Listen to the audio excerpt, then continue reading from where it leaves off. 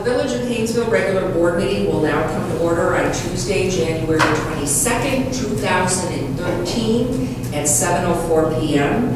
If everybody would please rise and join me in the Pledge of Allegiance, and I'll lead us. I pledge allegiance to the flag of the United States of America and to the republic for which stands one nation, under God, indivisible, with liberty and justice for all. Roll call. Mayor Linda Soto. Present. Trustees Jaranowski. Here. Priest. Here. Duberstein. Here. Barrett. Here. Daly. Here. And Walkington. Here. Okay, we have a full board, so we certainly are in quorum. If I can have a approval of tonight's agenda. So moved. Second. Roll call. Trustees Jaranowski. Aye. Priest. Aye. Duberstein. Aye. Barrett. Aye. Daly. Aye. And Walkington. Aye. Motion carried. This time we take public comments. Is there anybody that wishes to address the board tonight? If you would like to do so, you should have filled the card out and turned it into the clerk. No takers. Going. Omnibus vote agenda. So moved. Second. Roll call. Trustees Jaranowski. Aye. Priest. Aye. Duberstein. Aye. Barrett. Aye. Daly. Aye. And Walkington. Aye. Move to adjourn. A little quick, sorry. Order in the quarter.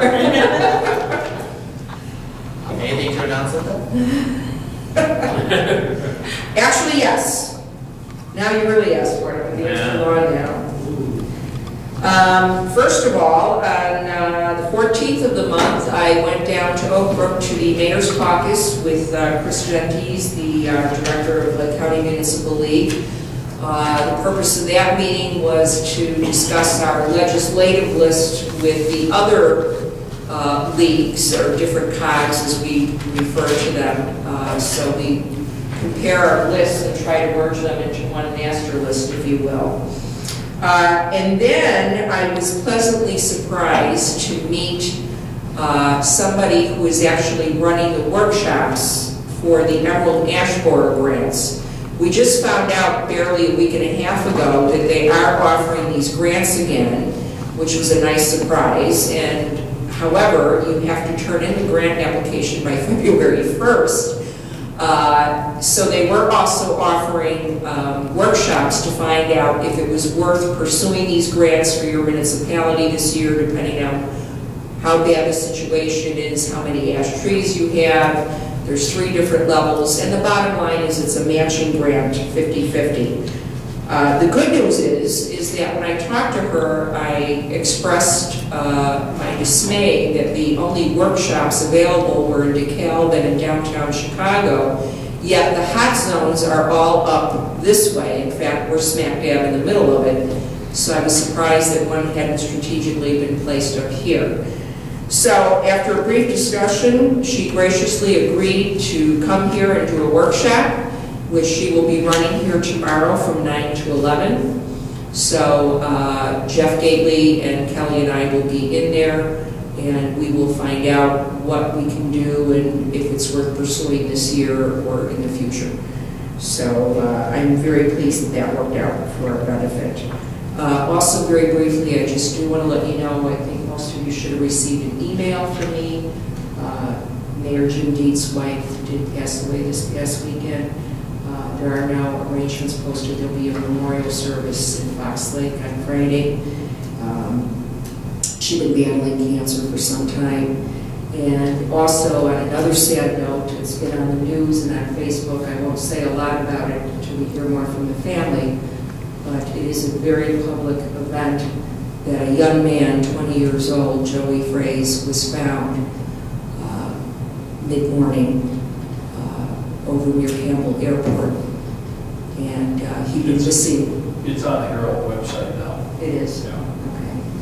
Okay. He graduated class of 2011, so he graduated with my son and one of our other staff members' daughters. So a very sad event. So I'm sure we'll be hearing more about the arrangements on that. With that, let's move on if there's any Question? Yeah. On the ash borer thing, which is kind of, interesting, because I've got ash trees all around me in my neighborhood, my neighborhood. Yeah. Do we have any idea, Jeff, maybe it might be a question for Jeff, what kind of inventory of ash trees we have in Hainesville? We know how many. Yeah. Oh, okay. We have an actual tree inventory. There's over, I want to say close to 350, between 350 to 400. That's something we need to look at, yeah, because a lot of communities, last month's Municipal League magazine had an article on ash borers, and it was really expensive. After attending this, We're going to get dizzy there. it's going to be, decisions will be made on actually how we want to approach this. I think the first step we want to do is get a grant to do an assessment, an inventory and assessment of the actual village, which trees have it. Is it super bad right now?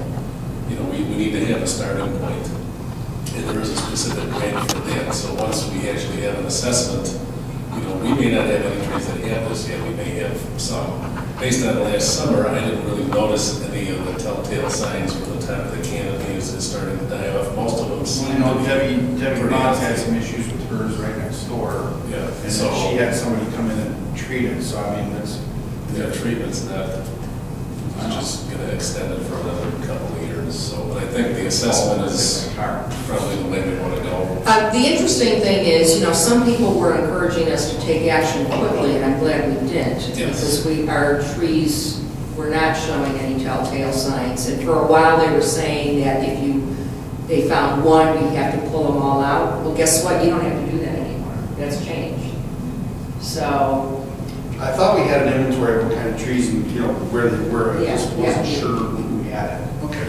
Thank you, sorry to digress. no, that's fine. It's a good question. Has our surrounding communities been affected at all? Have you talked to Bears Lake? Some have more than up. I mean, a lot of the neighboring towns were the same thing. We're not pulling out all the trees just because, and it's a good thing we did, because in a way it's also, at that point, also an unfunded mandate.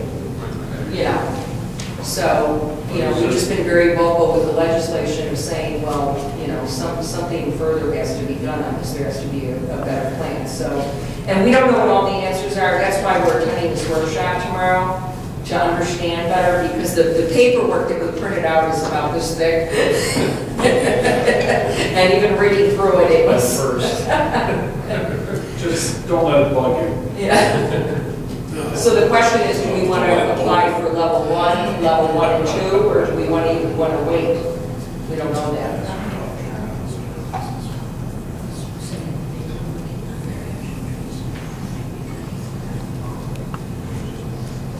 Okay. Any announcements from our standing committees? Anything noteworthy? Where's Finance Committee is... Microphone. Finance Committee, my note, still waiting for a couple participants to submit their budgets. The unnamed. I think everything's done, other than actually the treasurer finding time to sit down and powwow, because we're supposed to powwow. We're just going to hammer out some things. Okay. Which Wednesdays are very good for. Okay. Is that before or after the board? After the board, and the dash board. Anything else? No, ma'am. Okay, we move on to business. Okay, item 1 is the license of office space for Sam Yingling, who is now our Illinois State Representative, and the space would be for his district office. And everybody should have a lot of paper in front of them, a memo from Mr. Rock, a lease form that's provided by the state of Illinois with a separate rental agreement that our attorney did, because we love paper, and an ordinance that simply is adopting the lease agreement. I did have several questions come up that were good questions. I also do, for the record, want to state I did get a phone call last night from our former mayor, Ted Mueller. When he saw this on the agenda, he had some concerns about potentially the village mixing political activities with village business. And I assured him that that was not the case, that was not the intent. The political activities are over. This is who won the election. This is your state rep for the next 2 years. So the purpose is that his legislative office would be centrally located within his district and give our residents easy access to their state rep as well as our local officials. I also want to emphasize, I called Ted back after I got the specific statute today from Jim, is there's a state statute, and it's even stated in the lease, that that space can strictly only be used to run a legislative office. It cannot, for any reason, be used for anything else or political activities, and there's pretty severe consequences if that's done. And then the other sticking point, we know how quickly the state of Illinois pays things. So the concern was how quickly would the state of Illinois be paying the rent. And our attorney called down to Springfield, and they're running 2 to 3 months behind, which is about average for them. So we can expect to take it 2 to 3 months to get our money. However, what we asked Sam Yingling to agree to, and I expected Sam to be here tonight, so I'm a little surprised. I don't know what he's running like. The car is full. Oh, it did? Okay. And he may be surprised we got this far down on the agenda so quickly. Speaking of which, Here he comes. It's Sam Yingling. I'm running late. I just said you were running late. Oh, did you? must be Okay. running late, and there you are. I apologize. And we blew through the agenda, and we're already on your lease. Oh, you are? Okay. Yeah. Well, So I'll I take a just- seat here and just let me know if you have any questions for me or... Okay, I'm addressing a couple questions I was asked. Okay. So the point I'm explaining about now is that if Illinois decides to take a real long time to pay, that you have agreed that if we do not receive our money within 120 days, Sam will pay the rent, and then we in turn agree that when we do get the money finally from the state, that we will in turn reimburse Sam. Correct, right. So that seems like a fair and equitable agreement. So that was I believe, the primary concerns. Also, he will not have access to the public works area. He won't be going in the public works area. He will strictly be operating out of the office area as a separate entrance. I don't know if you want me to do so. I might do more damage than good. He has to do the parking lot. Do we have a motion for approval? So moved. Any further discussion or questions for Sam? You know, I sit there and I look at this map, and he's got these 3 sections out here that come up to 414 square feet. Like $400 a month, that's pretty cheap real estate. I mean, I'm not trying to knock the deal that's there. I don't know what office space is going for here in Hainesville, you know, when you would rule all over the State Farm building, but that was one of my questions that, you know, is. Well, looking around for these signs. Well, I think there's Well, I know I understand. There's 2 comments I have for that, is that we have a lot of empty office space in Oh, I Hainesville understand that. that's That's not why- going anywhere. The other thing is I view this as intergovernmental cooperation. Okay, and then my second question is maintenance to the interior of his offices or, you know, Sam's offices, decoration, redoing things like that, you're responsible for that? Yes, I believe that's what the If you want to paint or you want to recarpet those offices, that would be... That would be my That would responsibility. be at your expense, okay. How are we going to break out his utilities, or is the utilities included in this? I think I read the utilities are included. Yeah, the Okay. utilities are pro rata through our governmental agreement with Okay. ComEd and ICOR. All right, that's what I thought. I want to make sure Yeah, everything sure. is covered. Yeah, Absolutely. absolutely.